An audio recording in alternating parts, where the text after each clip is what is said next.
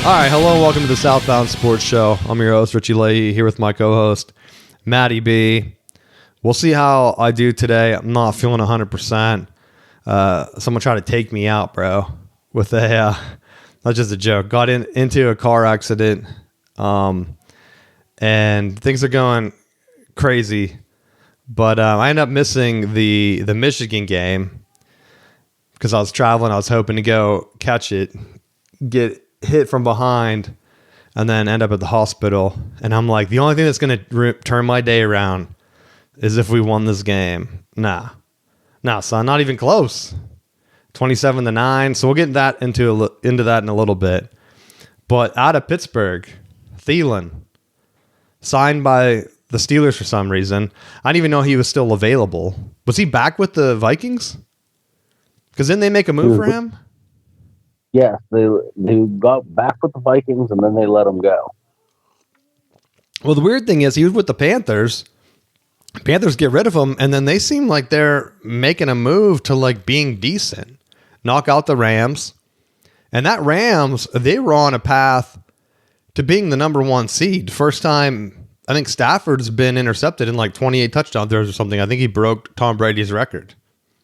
So you have a guy that is firing on all cylinders. Panthers D take him out with some deflections. It wasn't like they were getting pressure on him. I don't know if you saw any of that game, but not really getting pressure, but able to deflect the ball.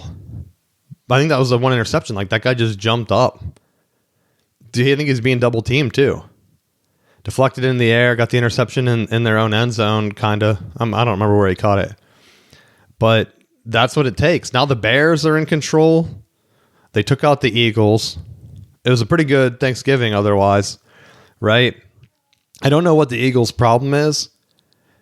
I hear a lot of Eagles fans telling me that it's A.J. Brown complaining about not getting the ball. But their offense isn't consistent. I watch it for fantasy. I just want them to be consistent. I'm pretty much in control of the division right now with the win I got last week. Thank you, Seattle defense. Actually, that should just be like a Michigan defense, right? You hire a Michigan defensive coordinator as your NFL head coach. Your defense is awesome, right? Just checks out. JJ didn't play. He did me a solid. He stayed at home with the family on Thanksgiving weekend, whatever he was doing. I don't know. I've had another injury, concussion, they said. He's back, though. I don't even think he's going to turn it around. Like, I feel bad for him because you can't tell me that it's his fault when you put another quarterback in there and he's getting murdered so bad that he threw 4 interceptions, running for his life, trying to do anything and throws that pick 6. I mean, I don't think anyone is a Brosmer out of Minnesota, which I don't even know where he transferred from. Some like D2 school or something. Not his fault. If the line is that bad, you can't throw JJ away. Like, I wonder if it's going to be a Sam Darnold scenario where he takes a beating, they go in a different direction instead of trying to get him line help. And then, I mean, they already have the weapons. Like, I think you would go away from just get him no weapons, right? And have a better offensive line. And better play calling. The Vikings play calling is horrendous. One of the worst. Up there with the Eagles right now. Sometimes the Packers is equally as bad. And I don't know why. It's almost like they try to get into a game plan. And if it's not going well, they panic.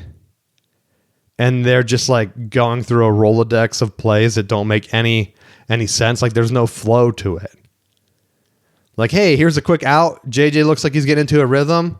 No, now we're going to do a 19-step drop and watch him get destroyed when no one's open and you're just running like 5 move routes, like a wheel or out and up or something. Crazy. It's crazy. I don't know what else some of these teams are going to be able to do whenever they're out there and you're trying to get a quarterback in. It's the same thing with the Browns. Have you seen that? Where they're now getting accused of sabotaging Shedeur Sanders, knowing that their team stinks, so they're just letting him get killed out there? Go on Twitter, dude. I've seen that, but I don't put it past them, honestly. Did you think the Steelers bringing Rodgers back with that like broken arm cast? Did you think they had a legit chance to beat the Bills? No. I didn't think so either. I don't know why they rushed him back. Well, I take that back. The way that the defense was playing in the first half, I thought that they potentially could have, because they were holding them. They had the turnover, and I thought, if the defense is going to play like this, maybe there's a outside chance that the defense bails them out, keeps it a close game, and they have a chance to win a close one. And then the offense turned the ball over and just started the downward slide. And they didn't have like any positive momentum either. It just seemed like every play wasn't going anywhere, and the Bills just slowly chipped away, and they're getting a touchdown, and they're back into it, and you're wondering, hey, how much farther are they gonna take this score? But I don't know. Now Herbert has the same injury, I think. Did you see that? So he's getting the surgery to I'm guessing they're like fusing the fracture in his hand and his wrist. And there's so many bones in the wrist, like you don't know what fracture it is. I even said like, if I'm guessing it's not one of the forearm bones. I don't remember what they are. Because like if you did that and you're doing a twisted motion, it has to be like one of the smaller ones, I would think, something in his hand or near his hand, for them to just put that splint on. I mean, he has to be in pain. They just inject him with something and then they go from there probably. But you have a perfectly good Mason Rudolph channeling his inner Sid Crosby with that mustache. Just put him in. Let him take on the Bills. And then if you lose, then people aren't chanting Fire Tomlin. Because that was ridiculous. Do you think he has a chance to be fired this year? I want to say yes. Like, I don't know how many years you can be like, oh, it's the offensive coordinator, it's the defensive coordinator, it's this, it's that. Like, at some point, it's the guy in charge. And I feel like, well, when you have, like, media people going to bat for you as well, like, I feel like there's a little bit of something to that as well. Where it's like, they're saying, he should never be fired. He's a Super Bowl winning coach, and any team would be so lucky to get him. It's like, okay, trade him for 2 first-round picks. Then I'll trade him yesterday. Like Tampa, they could do that, right? Got a Super Bowl, yeah. There's precedent that if he's worth that much, trade him. Get your money. Like, I think a change in scenery would be good for him. When you look at Saban, that it worked for him. It's worked for other coaches that they go to a new place, and just Bill Parcells was one that won everywhere he went. Like, if you're worth your salt, you'll have your system in place and make it work. And see, with that, it's a perfect year. It's a perfect year if you want to get rid of Tomlin, because you brought in Aaron Rodgers. It didn't work out, right? If you don't make the playoffs, I mean, there's still a chance. You play the Ravens twice still. And so with that, that's going to get you in, I would think. And I think at this point, you also have, what's his name? Rodgers Howard recovering from his injury. So you have a young quarterback that could possibly take over. Yeah. So if you fail this year, which is where I was going, because you have to beat the Ravens, it's almost like his final edition. Ravens are faltering too. Like, there's been smoke that they can move on from Harbaugh. Same issues. John Harbaugh, right? For those that listen to the show, they might be confused. We never really talk about John. But they have both won their Super Bowls over a decade ago. You haven't had any playoff success. You have, with the Ravens, you have Lamar Jackson and usually a pretty good defense, and you choke in the playoffs. Steelers aren't even really getting to the playoffs, and they have Tomlin. They had Roethlisberger for a while. They're 0-6 in their last couple playoff matches. They're both pretty much similar, and they're both 6-6 right now. So I wouldn't be surprised if whatever team doesn't win the division, because it might be both. Joe Burrow's back. He looked pretty good. The Bengals won one. They're now 2 games back in the division. And there's no guarantee that the Steelers and the Ravens are going to win that. They're only up 2 games. There's what? Is it 4 left? 5 left. So the Steelers beat the Bengals and lost to them. So they split. Steelers have both Ravens matchups left. If they split and the Bengals take out the Browns, that's one game they can catch up instantly. And then it comes back down to whatever. It looks like the Bengals still play the Ravens too. So, I mean, it might benefit them if the Ravens beat the Steelers. They catch up, and then you have like a weird 3-way tie for the worst division. And you hope they get hot in the playoffs. Because even if you make the playoffs and you bounce first round, you're still starting over if you're Pittsburgh. I don't think Aaron Rodgers comes back. He hasn't really shown that he can get the team to the next level. If the Ravens move on, because Lamar Jackson has looked awful. I'm at the point in fantasy where I don't even want to play him. And CJ Stroud had a concussion. He hasn't even looked good. And I'm like, please come back. I'm kicking myself because I didn't pick up Bryce Young. Because the Panthers have been on a little bit of a heater. And I would probably be the 1 seed overall if I had picked up Bryce Young. Right now I'm tied for first.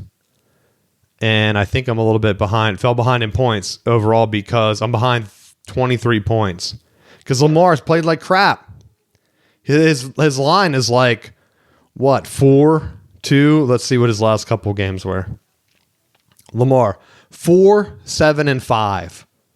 Those are the last 3 games. If he gets even 10 points, I'm probably the number 1 seed in the fantasy playoffs. Or close to it. Like, how are you not doing anything? He's thrown 3 interceptions and had 2 fumbles over the past 3 games. He's playing Pittsburgh. I don't want to play him. But at this point, I don't think it really matters. So I have to give it a go. Right? I don't know what they're going to do for him. He's talking about, well, it's consistency. I got to be consistent. Don't fumble the ball. Don't fumble the ball. What are you doing?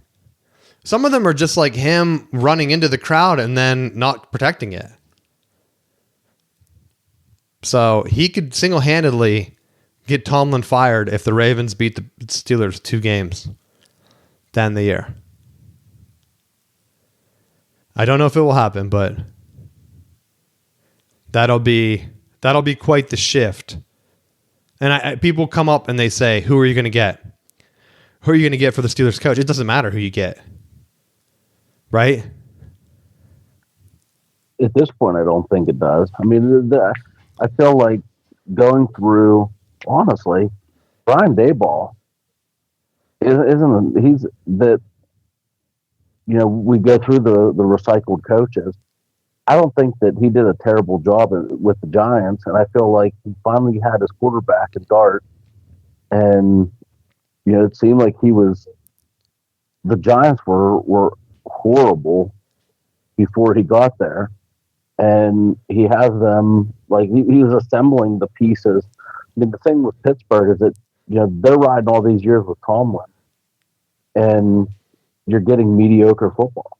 Like you can get at minimum with Dayball or your run of the mill. I mean, you could probably get some mileage out of Chip Kelly if we're being honest. He just got fired.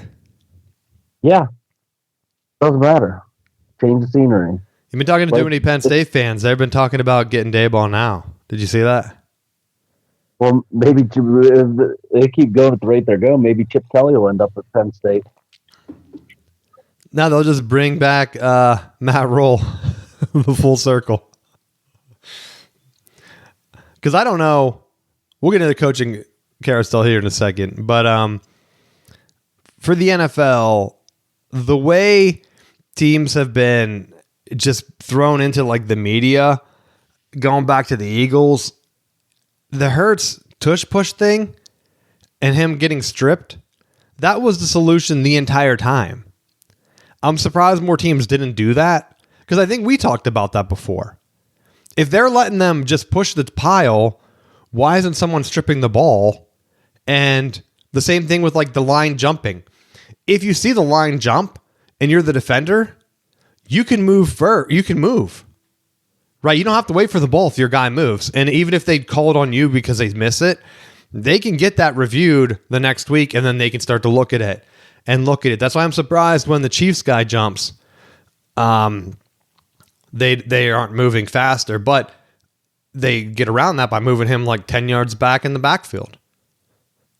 And then they're really pushing for the Mahomes narrative. Mahomes falling apart. I don't trust anything. Andy Reid, did you see what he said? Like something about tickling tonsils? What's he talking about? I hope that they don't make it. They're training that you can't do tickling. Yeah, I know. He didn't read the coaching manual. Tickling is out of the picture. Because, well, right now we have a couple teams eliminated, right? Raiders, Titans in the AFC. Chiefs are 6-6. They almost have to win out. The Browns haven't been eliminated because the division is so bad. Although the Jets are right there too, where they could be eliminated. And then you're looking at the Chiefs where they have to win maybe 5 in a row. Because you never know. Like the Colts were 8-2. They lost the last 2 games. They might not even make the playoffs now. If the Chiefs win out or even catch up to them in a game or two, then the Texans are right there. How do you fall apart from that? So I don't know when the Steelers would make their move. Like, do you fire Tomlin after the year? Do you fire him right when you miss the playoffs? Yeah. Right when it happens, you think? Yes, you do it right. Because they're already speculating that the offensive and defensive coordinators are going to go. But it's like, is it really their fault? Like, are you really going to just pin that on them? Well, that's the thing. When the fans are actively chanting it, you've reached the point where you have to make a move. I don't think you can do the coordinators again because didn't they already do that before? Well, they've been like it's been a revolving cycle of changing coordinators, and like I feel like at some point it's the scheme that they're being allowed to run.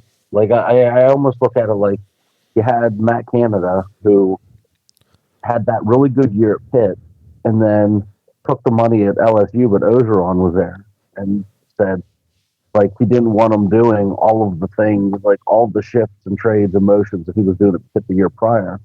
So it was like, come here, be the coordinator, but don't do the thing that makes you successful. And then wonder why it's not working. Well, that's where I wonder. The Steelers should have just went and got Ben Johnson. That could be the move. Lions have been bad.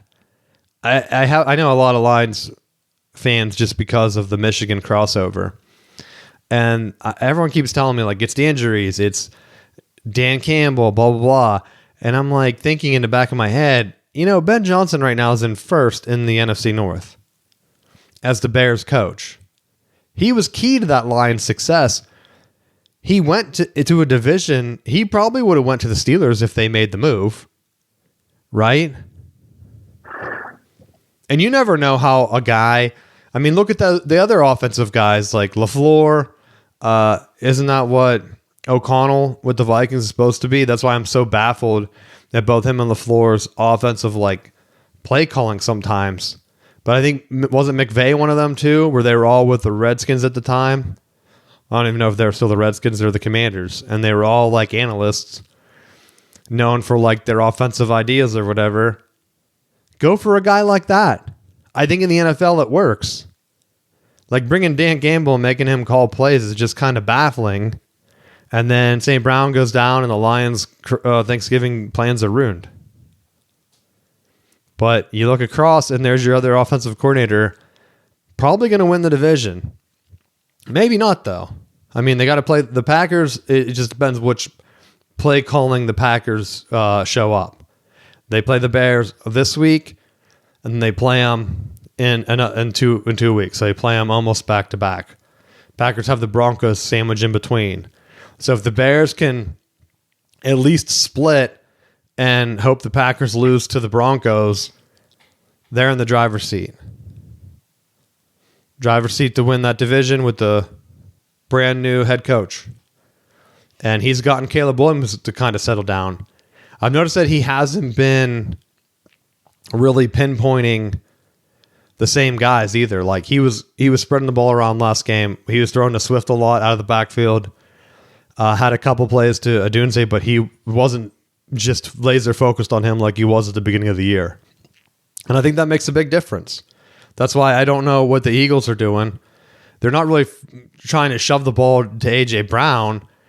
It just seems like they're not really trying to spread the ball out to Barkley anymore. I think he only had 13 touches or something like that. Sometimes when you have a beast, you have to feed him. Right? I mean, you could be afraid that he's going to get hurt like McCaffrey, but McCaffrey still hasn't got hurt. I'm still waiting for that fantasy pickup to pay off with Robinson, right? Like they're right there though. They're 9-3 or 9-4. They're right in the division. I think they have a bye this week though, so they could be down. And they have an easy schedule too: Titans, Colts, and Bears. I guess the Bears. I guess no, maybe not. I'm thinking the Colts are bad, but the Colts are up there. The Bears, Seahawks, like that. I guess they're probably gonna miss. I don't know. But it's been a crazy week. I'm not sure how many other guys are going to keep playing through injuries like Herbert. Play with a broken hand like Rodgers. You're younger still. Why? Rest up.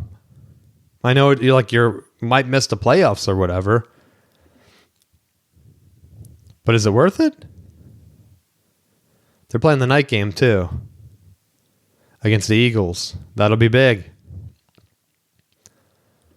But that's all I had for the NFL. Car stuff took a lot of my weekend, so I didn't really get to see too many of the other games after the Thanksgiving ones. Is there anything that caught your eye this weekend?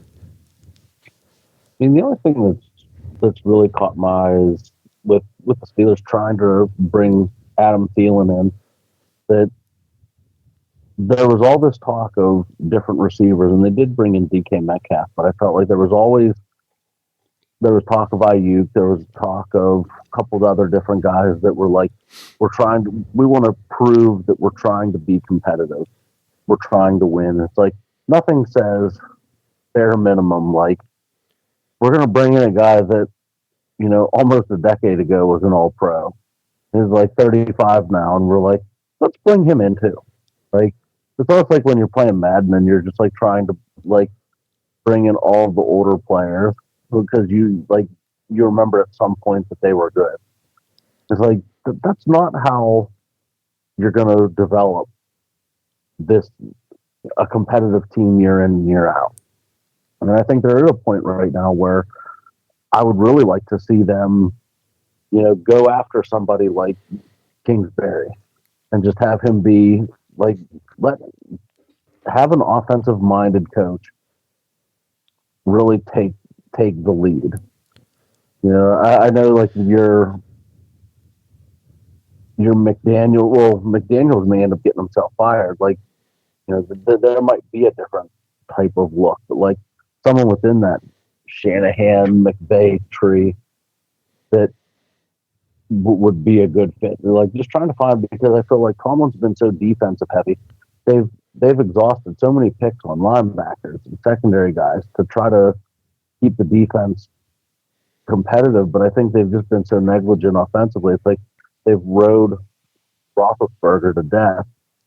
And for years, I felt like we were talking like, you need to find the next guy. And, I feel like the teams that are really successful, they're drafting a quarterback every year. Maybe they don't pan out, but like you're constantly, like Bill Walsh was famous for it because he went right from Joe Montana to Steve Young and had a successful career at that. but there were always other quarterbacks that he was bringing in to try to keep competition at quarterback, but also B, so that you don't have this drastic drop off. And I feel like you look at the teams that are winning right now, they're winning because they had depth at quarterback. Well, even the Patriots, I'm still waiting for May to fall off, and they keep winning, and maybe their schedule lends to that, where they really haven't. I mean, the Steelers beat them, but they've played like the easiest schedule that I can remember. Yeah, they beat the Bills the first time. Let's see what they do next time. I think they got a bye this weekend, though. So you're right there where they're probably locked up, have a young quarterback, kind of paid off. I'm sure the Colts thought the same thing with Daniel Jones, like, hey, we finally hit it. Giants must just be bad with QBs. And then they've lost 2 in a row, like I said. Trevor Lawrence hasn't hit. It seemed like a sure thing. There's a handful of other dudes that have been pretty good as young quarterbacks and haven't won. I hear that with Bryce Young down here, like just too short. But you're right. You got to bring in an offensive coach that can scheme around that. We kind of stopped hearing about that with Kyler Murray about how short he was, and he was being dynamic, and then Kingsbury's out of there, and they've fallen apart, and no one even thinks of the Cardinals anymore. I think they're already eliminated. Weren't they one of the teams? Yeah. Yeah. So they're already eliminated, but there was also, like, they were getting stats from Brissett as the backup. But I think their defense just had a bunch of issues where they're front loaded with so much offensive firepower, and plus their running backs. They've had 2 or 3 guys go down with injuries. They had Cedric Benson, they had Connor. Well, that's where you have to have a head coach that's either offensive or defensive. I brought up McDonald from Michigan's defensive minded. Seahawks got him. They're winning. Is it enough to win? Someone like Bill Cowher, that's special teams. Isn't that what John Harbaugh was? There you go. Hanging out, right? And wasn't he special teams with the Eagles first? And so you could do that. But I think a lot of them that we see in the modern times, Andy Reid, they're more offensive focused guys. You brought up Bill Walsh. Like, those seem to be the guys that can stay the longest. Sean Payton.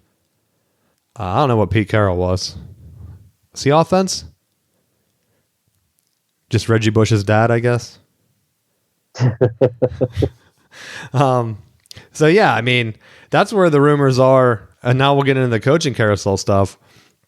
There were rumors that Sarkisian, I don't know if you saw this, is looking to go to the NFL. He kind of kicked it a bit as he was pitching for Texas to be in the playoffs. Doesn't look like it's going to happen. But again, an offensive coach, had success at Texas now, did his like rehab with Nick Saban. Is the NFL really interested? We hear it every year with like Ryan Day. He seems like he's content at Ohio State. Would that be enough to entice someone to make that jump? Because you bring in these ideas from college. You mentioned Kingsbury. Some of these offensive coaches, if they make the jump to the NFL, they have to be able to adapt. And I don't know if there's too many teams that are willing to make that move. I mean, Lane Kiffin was one of the ones where there were rumors that there was a push by the Titans to try to bring him in whenever he was rumored to go to LSU. And then he put that stupid picture out. Did you see his Thanksgiving picture? It was like the most temporary folding table in like a hall of like nothing. And everyone's like, that looks like the house is ready to be, he already moved out. And they're just like sitting there in like the entryway. Like the most temporary. I thought maybe it was just a picture of the kids' table. I didn't see any issue with that. Like, hey, everyone, we're out of here. Here's a picture of the family. I thought, hey, I remember what it's like being placed at the kids' table. But for him being a prize as an offensive coach, like, yeah, he's pretty good, but it kind of reminds me of getting to that NFL level. I think recently a lot of the guys that have had success have just been NFL guys through and through doing that offensive stuff. I think all the guys I mentioned earlier, that's how they were brought up. But even if you get stale or you can't get into a rhythm, like even Sirianni winning with the Eagles, like they're ready to get rid of that guy already. Win a Super Bowl and they're like, you know what, we're tired of you. And the Steelers are still hanging out with Tomlin. Like, we'll keep you forever, buddy. They're just different mindsets, I think. Some teams want to win and others just want to be decent, I guess. I don't know. Because like even Harbaugh, I wouldn't consider him. I know he's more of but he's supposed to be an offensive coach, but his offense is like a dinosaur. Jim, I mean, with the Chargers, like no one's like, oh, Jim Harbaugh, great offense. They're always like, his teams are hard nosed. That's because they don't have anything good to say about the offense, right? Like with Marla Hooch, what a hitter! Yeah, like that guy, he's a headsy player. He's not really athletic or anything. He knows what to do. He's smart. So you know if your team, like they're giving your coach accolades like that, you should be concerned. Because I listened to the radio, they were saying like the Texans defense is the best. It's like, what's wrong with their offense though? Right? How's that the best defense? I still think the Seahawks defense is the best. And I mean, their record's better than the Texans. And I wouldn't say their offense is awesome either. But who knows? We'll find out soon. Do you think any other coaches are going to make the move either from the NFL to college? Because I mentioned, did we mention Dayball? Was that before the show? Where Penn State's on like a weird move now where they're just throwing names out. Because it went from them saying like, hey, we got our guy and we're not going to tell you who it is, to it seems like every week they're just getting other coaches raises. And maybe it's not true. Right? They brought up that BYU guy out of nowhere. Do you agree? Yeah. Because BYU, anytime a coach is hired from there, it hasn't been successful. It's kind of like if a coach comes from UCF or like James Madison, right? Where they're just kind of there. Although where was Cignetti from? Was he at JMU? Yeah. So he might be the exception. But he was at IUP, though. He does have that good branding. Because I'm trying to see how many years. He was at JMU for, he only lost like 5 games there in 3 years. So he was pretty legit there. No, actually, no, he was there for 5 years. He lost 9 games. I don't know why because they changed conferences. I didn't know why they split it. Oh, he was down here at Elon too. So he was at IUP, then Elon, then James Madison, and now at Indiana. And I bring him up because I heard a lot of talk about Lane Kiffin, how he's the prized gem of this coaching search. Like he hasn't flamed out at pretty much every other Power 5 school he's been at, or Power 4, whatever you call it, Power 2. They pretend like he hasn't coached before at a high level. LSU's like, we got our guy. He's amazing. We're so pumped to have him. Florida was like bummed that they missed out. He hasn't won a Power 4 conference ever. Ever. He's been coaching there for like 11 years, 10 years. 11 years. He was at 1 at Tennessee. He was 7-6. He had 4 at USC, where he was 28-15. Didn't they fire him on the tarmac? Yeah. And then he went through the Nick Saban thing, and everyone was like, oh, he's going to be great. He was horrible in the NFL. He was 5-15 with the Raiders. But you also remember, like, he had his stint with Saban, and when he got his opportunity at Ole Miss, he was like, he wouldn't let him coach in the championship. Sarkisian called the offense in the national championship. Well, see, he didn't even go to Ole Miss. He went to Florida Atlantic. That's the only place he's had success. And I left them out because he won 2 conference championships there. But both times they won, they lost 3 games. Like he lost to every school that was decent that he played. I'm not, nothing against the other Conference USA schools, but he was 11-3 and then 10-3. Right? The other year he was 5-7. So it wasn't like he's Cignetti where he has had a winning record every year. He goes to Ole Miss. He has won 10, 11, 10, and 11. That's it. He also had a 5-5 year and an 8-5 year mixed in there. So he's been winning. But you got to keep in mind, Mike Leach passed away. So his rival hasn't been good. Like, no offense to Mississippi State. Like, their program was up, like, just thrown into chaos, right? Your coach dies. It's hard to keep that going. And they haven't been consistently good since there. So that's probably an easy win. The SEC only plays an 8-game schedule. Ole Miss isn't known for their world-beating scheduling. Like, I don't remember them ever playing a top program in the non-conference, right? They're not playing Florida State. They're not playing like a Michigan or an Ohio State, right? They're not. They're not playing a cross-conference game that's any good. So, yeah, his records are good, but they could be inflated. We don't know, right? He won the Peach Bowl. He beat Penn State. Okay, great. He won the Gator Bowl. He beat Duke. Not like, okay. Then he plays what? Baylor, loses.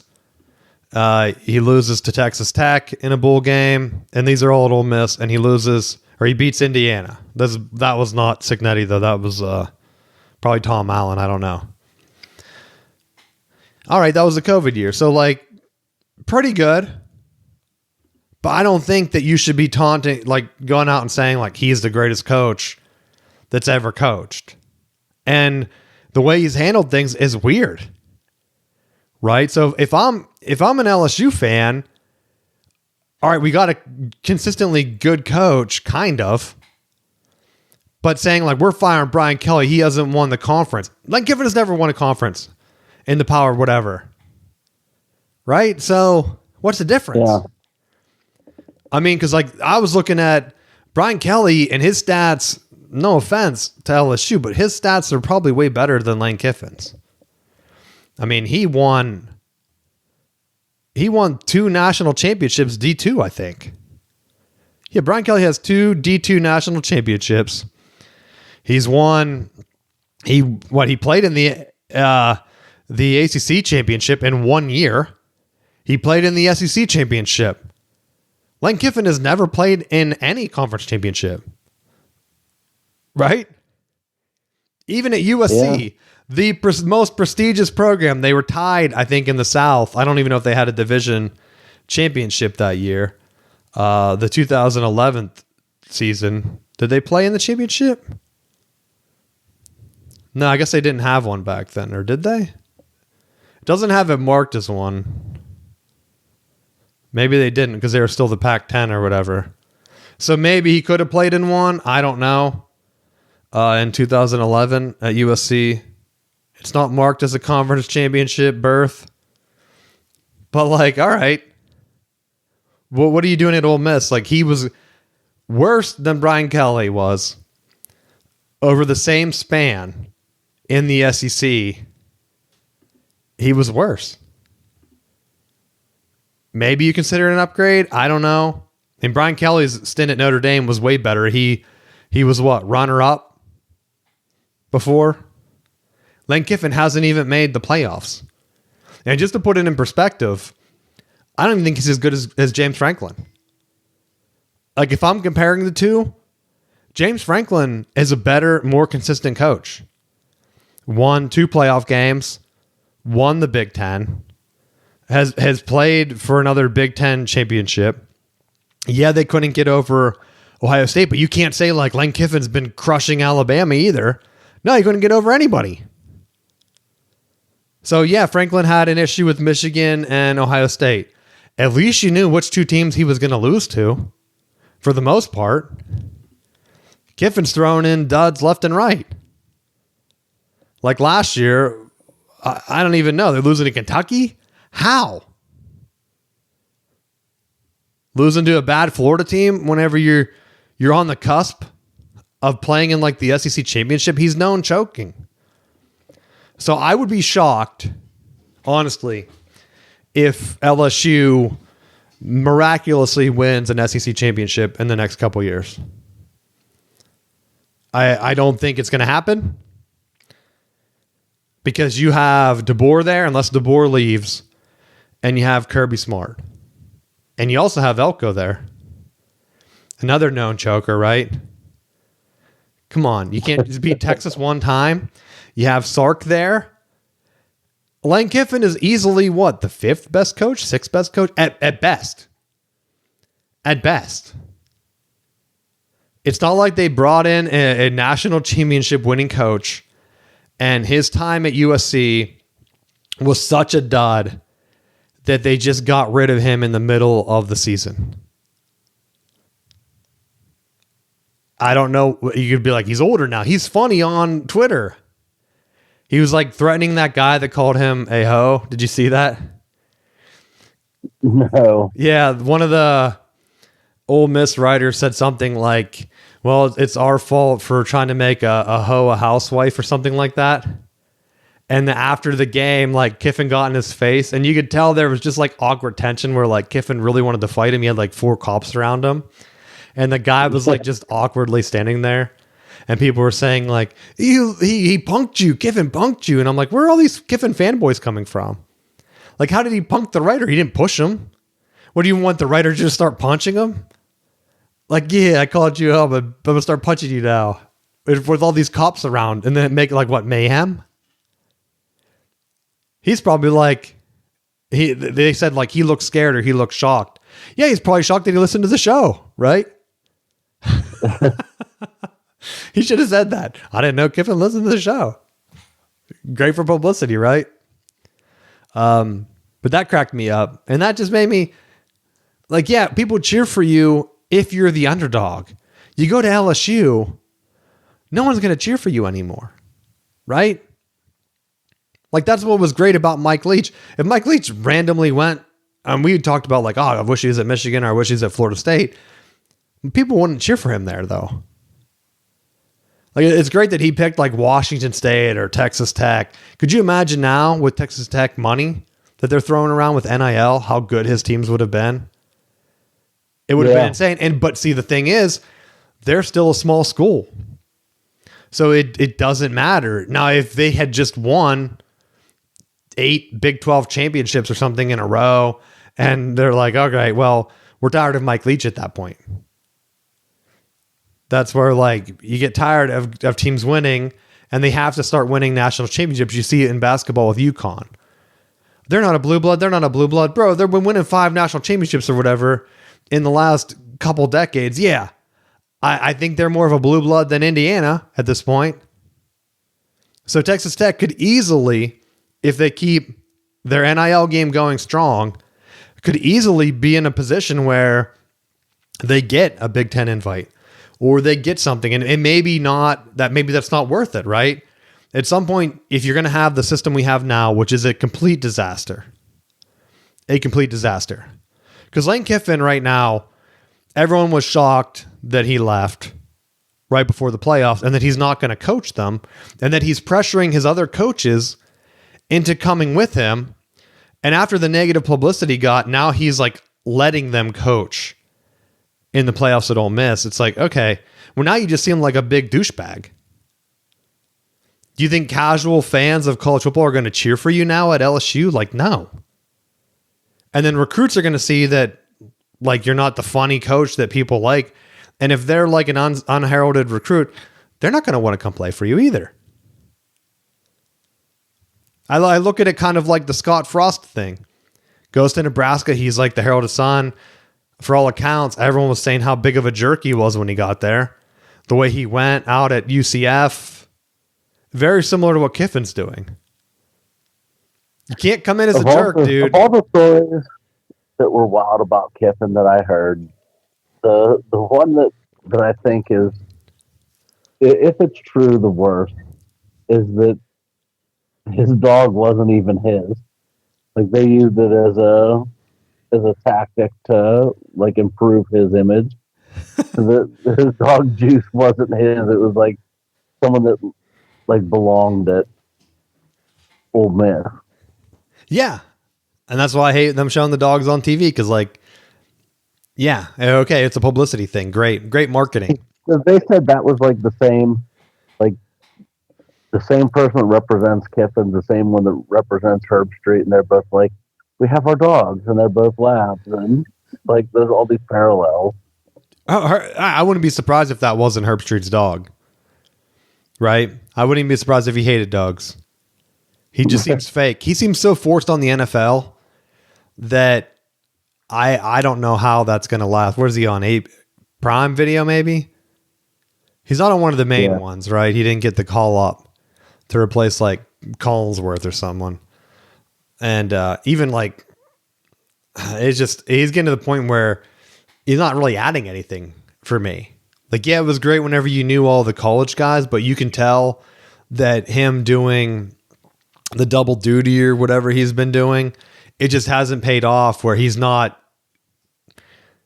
fully invested. So he's not good at either. He's not really good at college anymore. He's not good at the NFL. Why would you spread yourself thin, and why, right?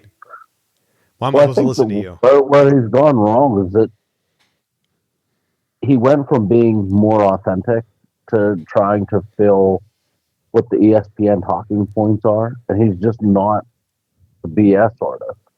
So like it just comes off as completely fake. Well, that's like when we get comments and people were like, hey, we like the show, would love for you to like start sprinkling in some other teams like Oregon State. It's like, why? That's not the show at this point, right? Like, why would we talk about it? Or like, oh, you should throw in some more Western teams. Like, no, we're like a more East Coast, Northeastern Pennsylvania type show. Those are the teams we watch, right? ACC, Big Ten. We're not going to pretend that we know what the heck's going on the West Coast. I mean, I could bring in some USC things. Like, there's rumors that a Lincoln Riley might leave. Another coach, same thing as like Lane Kiffin. Great. Who wants him?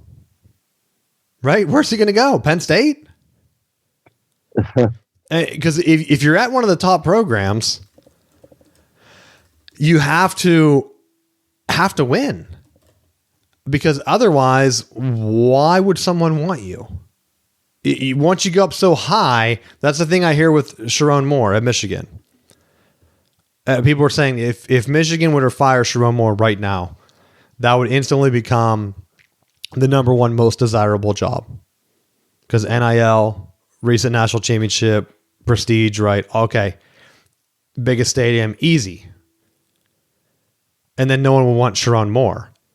It's like, yeah, because he isn't getting it done at one of the most prestigious programs. Like, you just laid it out. Like, once you're at the high level, no one's going to say, well, you couldn't get it done there. You can come down to like Virginia Tech and get it done probably. Like, no. Like, that's where like the Franklin thing is.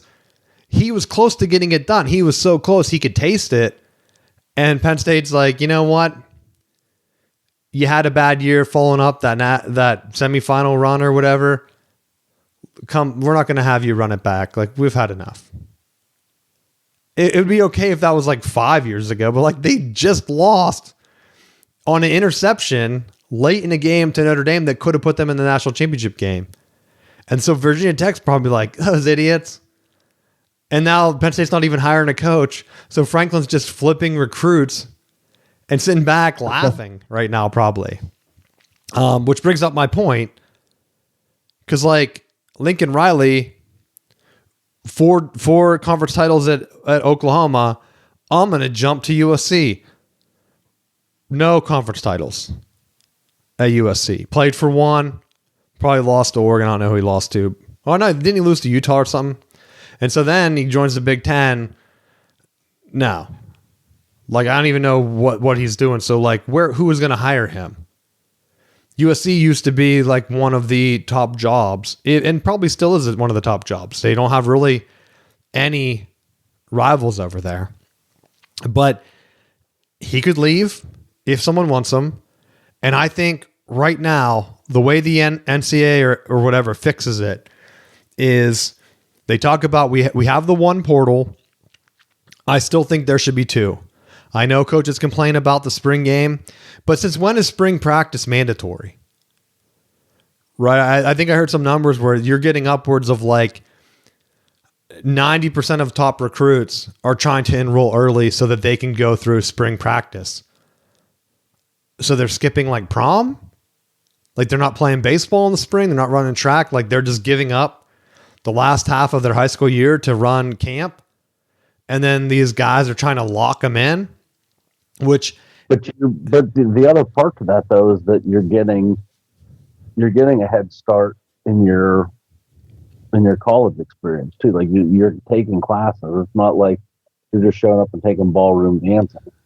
You don't know that. Didn't Ohio State say Fields didn't step on campus till like his fourth semester? It's like, no, he just stayed at the football stadium and did all his classes remote. Like, you don't know what they're doing. So you have that. And the main thing that would fix it is with NIL, a lot of these players are signing contracts now and they're trying to like limit it. I saw someone arguing saying that, hey, the new NIL rules with like the TV revenue sharing thing that they put into place, now schools can't really overbid for somebody because they might be penalized on what XYZ number. But yeah, not a lot of schools have a poor collective. Like, do you really think Ohio State cares if they can't split some television money with some other football players if their collective is paying $20 million a year? Like, no, they're not going to care. And even if like the other bigger schools, like if they're willing to pay under the table using bagmen, they're going to have their collective just pay to offset whatever the TV revenue sharing thing is. And it's not going to make parity. But I do think the contracts and having the guys get a fair play is the first step. I think bringing back that transfer portal in the summer so that you have two. And I really think they need to start penalizing the coaches, where if Lane Kiffin, his team makes the playoffs, he decides to leave, I think they should instantly give him a show cause where he cannot coach in the playoffs the next time his team is eligible. Right? If his team gets picked for the playoffs and he leaves and does not coach them, the next time he's eligible, he has to sit out. So, but it sounded like with the team that he had, he was willing to stick around and coach, and Ole Miss was like, well, if you're looking elsewhere, then and that's 100% Ole Miss's call. If he's interviewing and not 100%, and they can him, and he does not coach his team, whether it's his decision or not, it's his school. Ole Miss can screw LSU by saying you're not coaching. You decided to. First off, you're not doing a service to the students by just interviewing and not. We talk about it all the time. You can kind of pick which teams are going to suck in the bowl season when you know what their coaches are interviewing. Like that 1 year Harbaugh is like begging the Vikings for a job. Okay. Like he went out, he interviewed, he coached, whatever. No penalty. But if your coach leaves, because I'm not just calling out Kiffin here. This is where the power conferences comes in. If Duke wins the ACC might not get a team in the playoffs. Miami got screwed in the playoff rankings today because they kept Notre Dame ahead of them. And so right now, people are going insane down here in ACC country. Because why do you have an agreement with Notre Dame if they're just going to go ahead, lose to one of your schools, has the same exact record, basically everything's the same. Notre Dame has no quality wins, really. Their best win was USC, and when USC choked against Oregon and didn't get it done, Notre Dame should get no... Like, what's the difference between that and Miami's big wins? Because Miami has a top 10 win over Notre Dame. Right? They beat them. There's no scenario where Notre Dame should be ahead of them. And I know they might make it right because if Duke wins the ACC, they might just flip Miami ahead of Notre Dame. But the way it's set up right now, they even put in the playoff bracket, I don't know if you saw it, they put Conference Champ 4, Conference Champ 5. It doesn't automatically put an ACC team in there anymore. Because right now it's looking like it could be JMU or the winner of Tulane and North Texas. But, you know, I was looking at that preliminary bracket, and they have Ohio State and Indiana in your top four. They're playing for their conference championship. Yeah.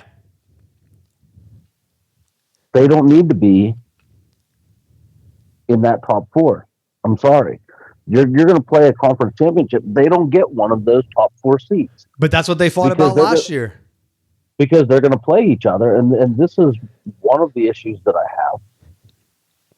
Like when I was looking at that bracket, Ole Miss is in, their coach left. I'm sorry. You're no longer a playoff team. Don't tell me that it's a different dynamic with your head coach gone. Because history has already said you're a different team without your quarterback. Now, when you're without your head coach and offensive coordinator, that's a completely different dynamic. They should be eliminated. Like, tough break. Sorry about your luck. Hit the portal. Go to the draft. Like, your season's over at this point. Ole Miss is done. I don't have an issue with them saying there's a Big Ten slot in the top 4 because they're 1 and 2 are going to play each other. Why are you going to immediately align yourself for those 2 to play again in the championship? Play, and I don't care if you have one, like whether it's Indiana or Ohio State that wins, you get that top 4 bid. The other person, if you want to add that other team, because I'm not going to penalize you losing your conference champion, but like you're not going to have 5-6 teams from your conference in there. There's not that many people that are that good. You can have that many represented in the Pop-Tart Bowl and the Tangerine Bowl and all the random Idaho, Duke's Mayo Bowl, whatever you want to do. No issue with that. But for the playoffs, make your conference games mean something. Make your conference champions mean something. I would rather have representatives of the people that won their conference and have it go that route. Because then you're saying there's incentive to win in the regular season. Because right now, across college football, you have this haves and have-nots. Because if you're not a school like Texas A&M or LSU that's going to shell out $75 million a year for your roster, how does a school like a Pitt, a West Virginia, how do they compete nationally? The only way that they're going to even get remotely a seat at the table is if you're allowing them through their conference schedule to win their conference. And now those conference games mean something, and it's not this heavy push to try to get into the SEC or the Big Ten. And you have it where the conferences are going to be more aligned and there's more opportunity for teams to win. I don't have an issue with JMU getting it. I don't have an issue with a Mountain West team. Like some of those Boise teams in years past upset Oklahoma. Like stuff happens in the playoffs. I'm okay with that happening. But to say there's 5 teams from the Big Ten or 5 teams from the SEC alone that are deserving of the playoffs. No, it doesn't. To me, it shouldn't work that way. And I agree. That's why I've been saying all along, I'm glad you're on board with that. Every conference champ should get an auto bid. And I think the ACC finally realized what I've been saying. Their 8-game conference schedule was idiotic. Because now you placated to Notre Dame. How many times has Notre Dame stole the BCS bid from them? A bunch of times. Why are you not playing a 9-game conference schedule? Because now your teams are losing to dumb teams. Like Duke is losing to UConn with one of their extra non-conference games, and now they're 7-5 playing in your conference championship. There were calls down here where they were trying to do a mutiny and get Duke kicked out of the ACC championship like they did a couple of years ago during COVID with the Big Ten. Remember, Ohio State didn't hit the limit of games played. The Big Ten guys got together and said, you know what, we're going to let them play anyway. And they played Indiana and they beat them, and then they almost won the national championship that year. It was like Ryan Day's first year coaching. So they very easily could have rewrote the rules this week and said, you know what, Duke, we know that's the rules. We don't care. It's a dumb system we made up. And my coaching thing, going back to it, you brought up North Texas or whatever. I don't think JMU, North Texas, or Tulane have a coach that isn't leaving. I don't care if they're coaching them right now, but like they got hired away. So like if you're really Tulane or whatever and your coach gets hired away, it would be your call then to fire him and not have him coach, promote someone else within. I think one of them did promote like the defensive coordinator or something. And then whatever school they went to, that school faces the penalty. If UCLA hires them, next time UCLA makes the playoffs, that coach has to sit out or whatever, if they even make the playoffs. Because not all these coaches are going to hit, right? Like, I don't think JMU had Cignetti sit out a playoff game. And we'll see what happens. There's a good chance Virginia wins. They get in. And then it's going to be a voter pick between Tulane, North Texas winner, or JMU, depending on how they play. And maybe the coaches thing goes into it. But there's a real chance the UVA that lost to North Carolina State doesn't beat Duke. And Miami's sitting at home wondering, why did we waste a game on Notre Dame? Because if they would have played an SEC team, to your point, that's getting 5 teams in the conference championship or the playoff bracket, that win would have went a lot farther. The Notre Dame win doesn't count for them, right? They have the head-to-head. There's no reason Notre Dame should make the playoffs over Miami. 0. They had a chance to correct it this week and say, look. I'll even take it in another direction, too. If you want to have it, because I hear SEC teams boohoo all the time about how their conference is just so dynamic from top to bottom that, if you take the bottom ranked team of the SEC and put them in any other conference, they're a top 2 right away. If that truly is the case. Well, that's not the case, dude, because Missouri they joined the SEC and instantly won the SEC East like 2 times in a row. No shit. But I'm just, for the sake of conversation, if that truly is the case, then have a stronger metric for your conference, for your schedule across the board. And I don't want it to be where it's factored in with this overinflation of people within your conference. Like, give me a real metric of your non-conference schedule, your conference schedule. And I think they're trying to balance some of that out. But I feel like that's going to, use some kind of BCS metric that is going to give you, it's going to take the voters out of the equation and give me something that's more consistent that you can say, here's this criteria, points scored, points against, whatever differential, and then you say, here's the rankings. And each week you can see where you stand and which teams are on the ball. And now there's I just like this team more. And you eliminate that human bias out of it. Well, that's why I'm surprised that the other conferences aren't on board with the Big Ten plan. Because the Big Ten plan is the most fair to these other conferences if they go ahead and say, you know what, we'll give you guys 4 bids, we'll give the ACC 2 bids, we'll give the SEC 4 bids, the Big 12 2 bids, and every other conference gets 1 bid automatically, or whatever the playoff was. It was like 20 teams. And then you only have 4 at large, because you're taking a conference that, like the MAC, that has never had any bids, I don't think, and they're not going to have a bid. Probably ever. Unless they go with that automatic thing where everyone knows that if you're a MAC school and you're a student there or you're a fan, that all your team has to do to make the playoffs is win the conference. And then it's up to the conference to decide whatever that metric is. And then if the Big Ten wants to go ahead and do its showcase idea, where, like I said, you talked about Indiana, Ohio State playing, where if their metric is our top 2 teams are 2 of the auto bids, that game then is a great warm up for the playoffs, Ohio State, Indiana. But then you have the next 3 teams or next 6 teams or whatever, 4 teams, whatever, playing for those other 2 auto spots. Then you have a great slate for TV where it's like, we have 3 Big Ten showcase games where Michigan just lost to Ohio State. Now they get another chance playing Oregon. And then USC was right there. They're now playing. I don't even know. I don't have the standings up. I'm just guessing. I can't remember what the standings were.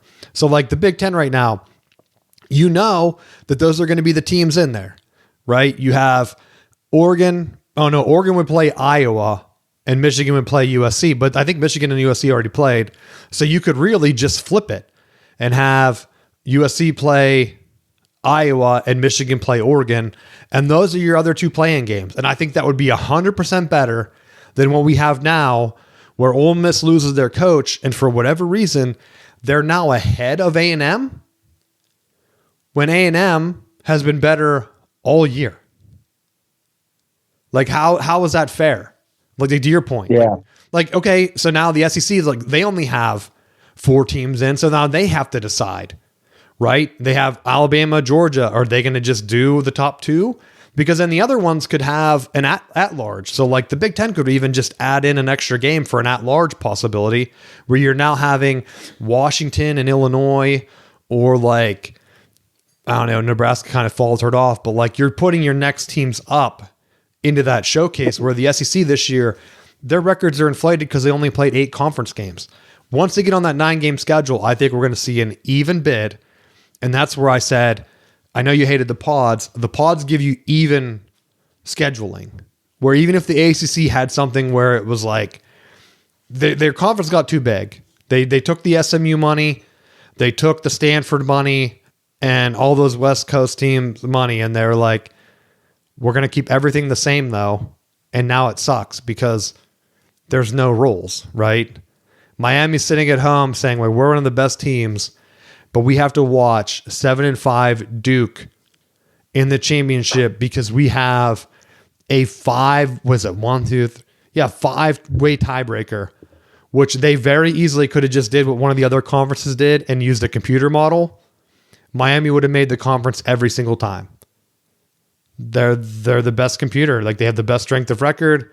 They have the best everything. But because of the weird tiebreaker they decided on, the worst team is playing in their conference championship.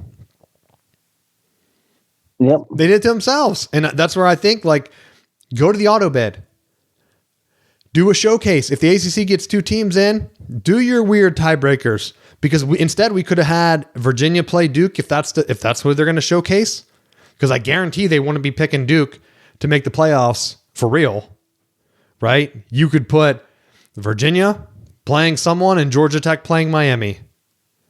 Because it really should come down to SMU or Pitt. Which team do you think is better? Use computer metrics, use whatever. And then to your point, some of these smaller teams, they know all we have to do is win our conference division, pod, whatever you want to set it up at. But at least you know as a fan going in that all we have to do is win it. That's why I think some people were saying, like, go to a 10-game conference schedule. You can't have any bad losses that way because every game's a conference game. I think Michigan the same way. Don't schedule Oklahoma and they're possibly in. I mean, Michigan doesn't really have any top wins this year, but all 3 of Michigan's losses are to ranked teams.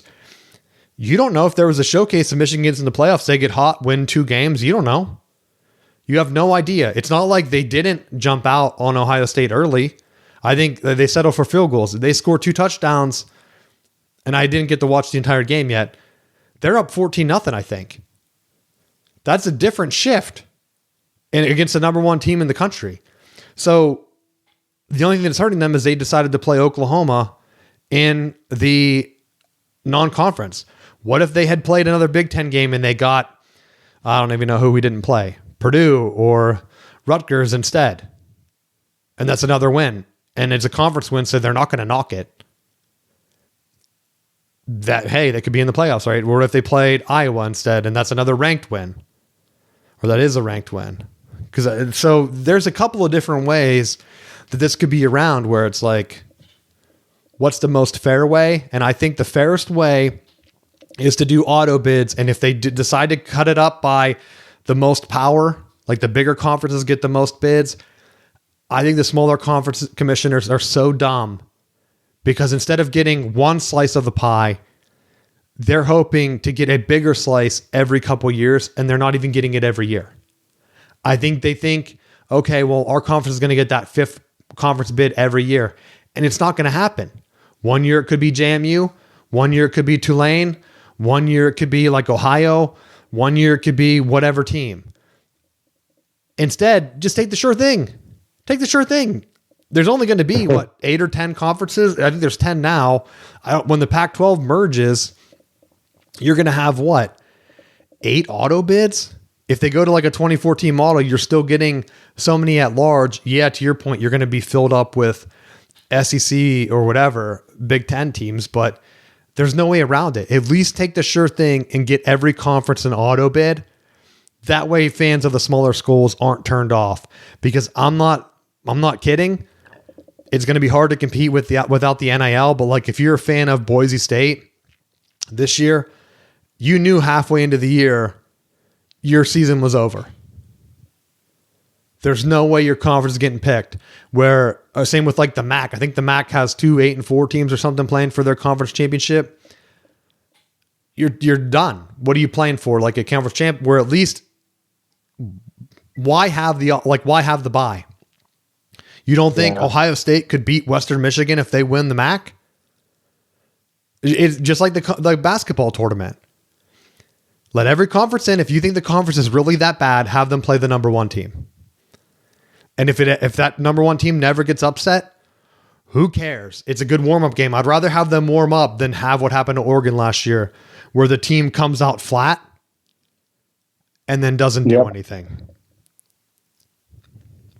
So that's my final thing. I'm glad you're coming on board, because it seems like you are. I want to watch football that matters. This fake coaching carousel thing, games not mattering. They're changing the schedule up. They're trying to just finagle as many big programs in there. It's not fun. And I know Michigan would be on the rewarding side. It sucks that Miami's left out. And there's a slim chance they get in, depending on who wins.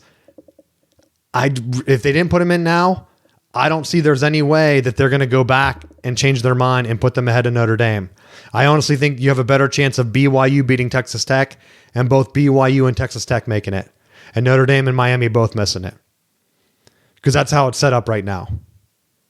We could have a weird playoff, dude, where it's set up for Ohio State to win it again, where you have Tulane, Duke wins the championship, so you have JMU, Tulane, BYU beating Texas Tech. They keep Texas Tech in there. And then it's like a bunch of SEC schools and those other, I don't want to say cupcakes, but those other lesser programs. And that's supposed to be a fun playoff? How is that a good system? And the ACC is sitting at home. There's no guarantee that the ACC gets a bid at all. And if Notre Dame gets pushed out with that BYU over Texas Tech upset, ACC and Notre Dame both get nothing. And we get 5 SEC schools in there for some reason. Why? Yeah. Because, like, what are you going to do? Alabama's playing with Georgia in the SEC championship. Are they really going to penalize Bama if they lose to Georgia and kick them out to put in Miami? I mean, they should. When you look at it, Alabama lost to a Florida State team that isn't even bowl eligible. That isn't qualifying for a bowl game right now. So don't tell me that they're one of the top teams in the country when they didn't just lose on a fluke field goal. They got absolutely boat raced by them. And well, that's the thing. They kept them ahead of Notre Dame for a reason. They've said that they're not going to penalize conference championship game competitors. But then again, the conference championships don't matter. Indiana and Ohio State could both decide that we don't care, we don't want to play, and then both name themselves co-champs and take the 1-2 seeds, and no one would care. I mean, could you imagine if they declined, and then Oregon declined, and the Big Ten championship game was then who's next? Michigan USC rematch? Like, the committee would then what? Would they have to take the Big Ten champ, which was just one of those? They're not going to leave Ohio State and Indiana out. They're not going to leave Oregon out. They're ranked number 5. Like, there's some weird things that could happen if they really wanted to. Because, like, I think Ohio State and Indiana should be number 1 and 2 because the regular season has to matter. They're the only ones that went undefeated. Keep them 1 and 2 no matter what happens. Even if Indiana gets absolutely killed by Ohio State, I still think they should stay number 2. Because Georgia lost to Bama. They almost lost to Tennessee. Like, they haven't had a good year. I know Indiana took that weird Hail Mary pass to beat Penn State, but oh well, they didn't lose. Georgia did. Bama has 2 losses, so whatever. We'll see. I'm kind of fired up about it because it's not fun watching weird teams play that aren't going to be good. And if it's just setting it up to have whoever has the most loaded roster, which is Ohio State this year, win the national championship every year, and other teams are just getting picked because they have a big fan base? Like, they're not the most deserving. I would rather have a bunch of teams that win their conference that have a chance to upset Ohio State versus a bunch of like teams that couldn't get it done in big games like Notre Dame. And I'm supposed to expect them to beat Ohio State? Nah, son. That's not for me. So that's all I have. You have anything else you want to talk about? No, that's it. So thanks for listening, and we will see you next week.